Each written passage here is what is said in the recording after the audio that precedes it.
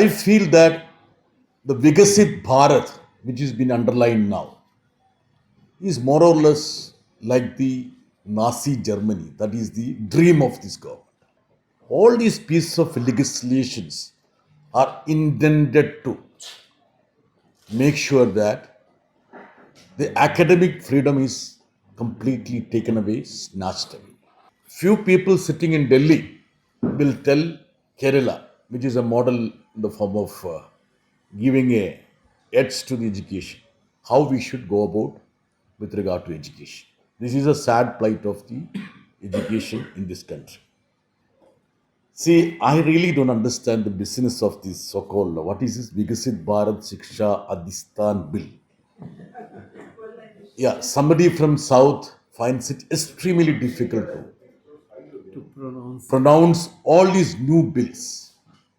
If you ask me the 3 criminal bills which have come, maybe Bharatiya Nyaya Samhita I can do it, but others it's very difficult. I feel that the Vigasit Bharat, which has been underlined now, is more or less like the Nazi Germany. That is the dream of this government. I recollect reading one of the interviews of Albert Einstein, who had escaped from Germany. He said that if the academic community had withstood the pressure of Nazi party, Germany would not have plunged into this something called psychic distemper. Psychic distemper is something like mental illness. I feel that all these pieces of legislations are intended to make sure that the academic freedom is completely taken away, snatched away. I had prepared a dossier on this actually when after distinguished leaders of this movement spoke to me. But see, few points which I have. Yeah. Somebody is not very comfortable with me, that's what I understand. Yeah.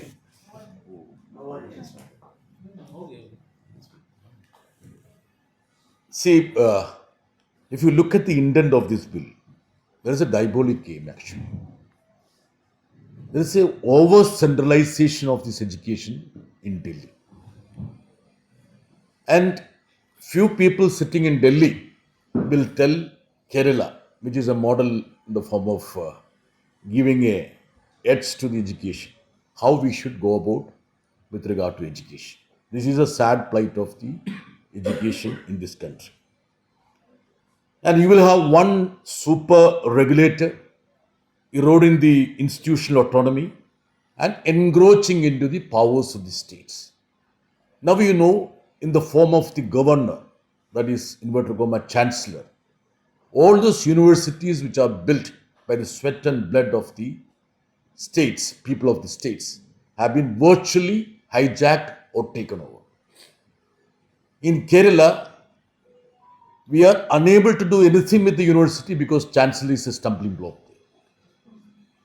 So effectively they have hijacked the higher education now. Now they want to have further concentration of power in Delhi, and this is a ploy to do so. Now all these acts are going to be repealed, UGC Act, AICT, NCT, all these acts are going to be repealed, and this is going to, what is it, VBSA.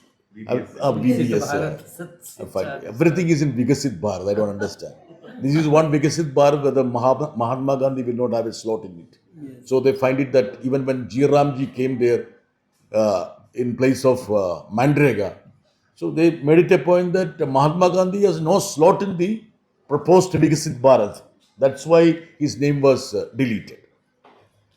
Now, there is a, as my younger sister said, there is a marketization of the higher education that is happening. And that is very pertinent if you read the various clauses. Authoritarian centralization, not only centralization, authoritarian centralization. And dealing in funding, strategic functional separation, and some sort of an algorithmic discipline. These are supposed to be the cardinal principles of this so-called piece of legislation.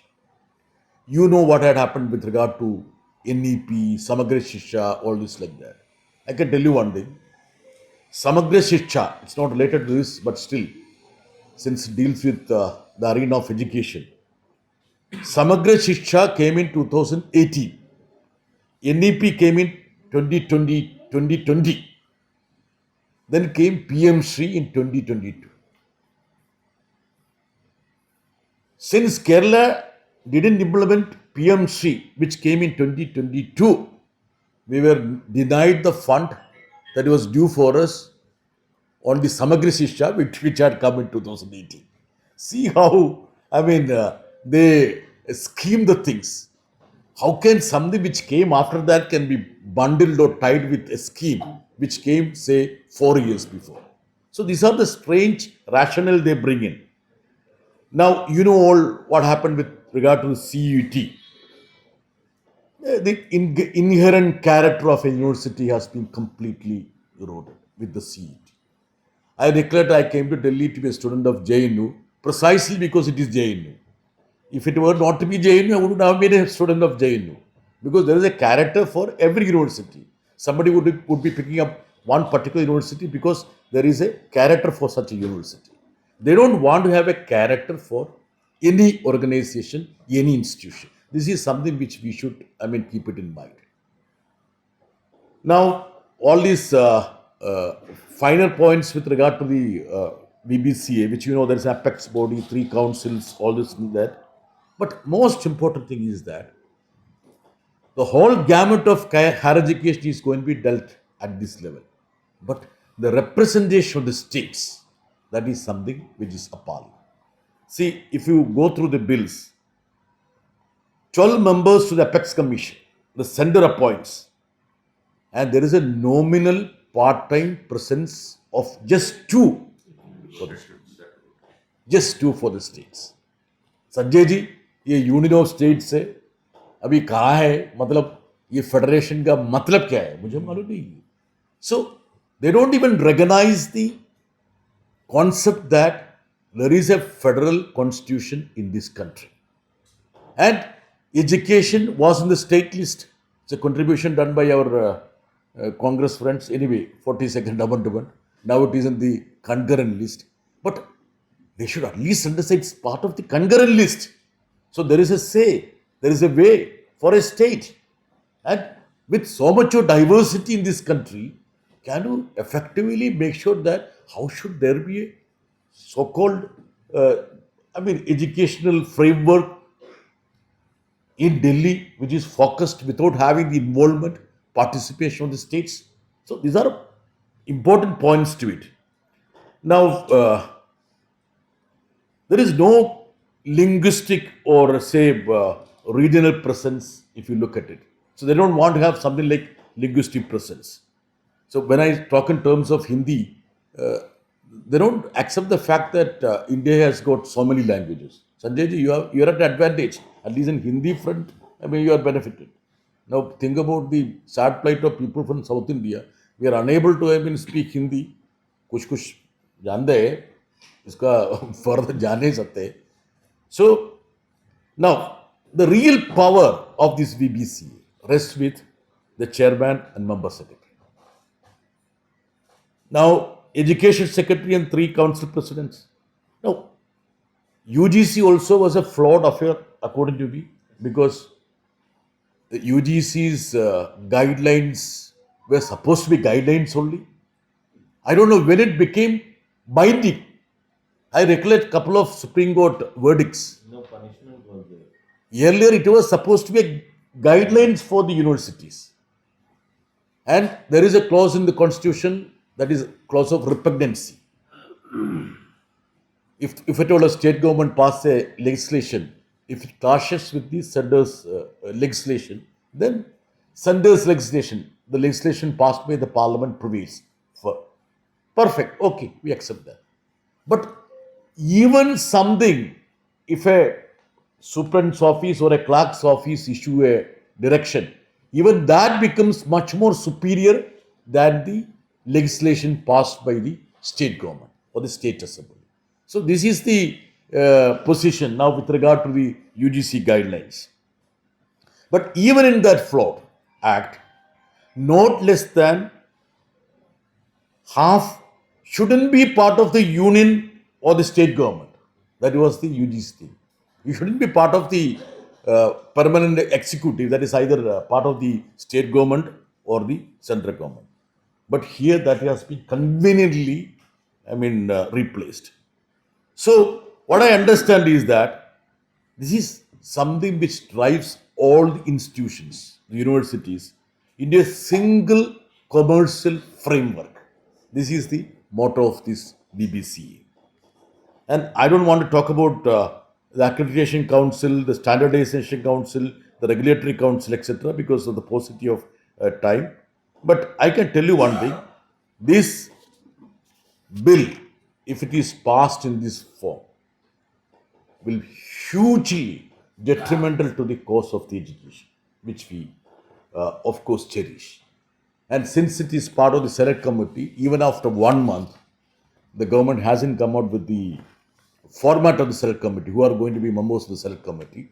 If at all we knew who are going to be the select committee members, at least we could have called them here. But trust me, in the government will have a brutal majority in the select committee. Yes. That is how, because for them, parliamentary scrutiny is something secondary. As you all know, earlier 75% of the bills used to go to the standing committees of the select committees.